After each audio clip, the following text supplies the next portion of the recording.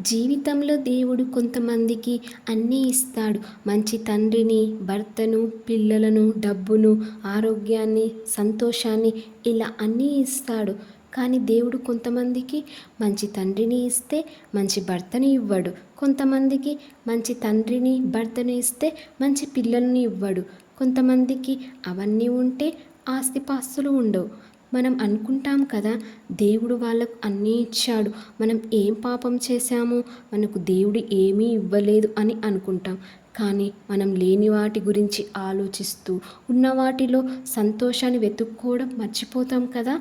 ఉన్న వాటిలో సంతోషాన్ని వెతుక్కోవాలి. అప్పుడు నీకు లేని వాటి గురించి బాధ ఉండదు. ఉన్న వాటిలో సంతోషాన్ని వెతుక్కుంటేనే జీవితం సుఖమయం అవుతుంది.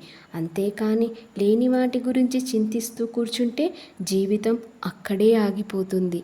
మనకు దేవుడు ఒకే ఒక్క జీవితాన్ని ఇచ్చాడు. ఆ జీవితాన్ని మనం సంతోషం వైపు మాత్రమే తీసుకెళ్ళాలి. అంతేకాని బాధ వైపు మాత్రం తీసుకెళ్ళకూడదు. అందరూ ఎప్పుడు సంతోషాన్నే వెతుక్కోవాలి, బాధను కాదు.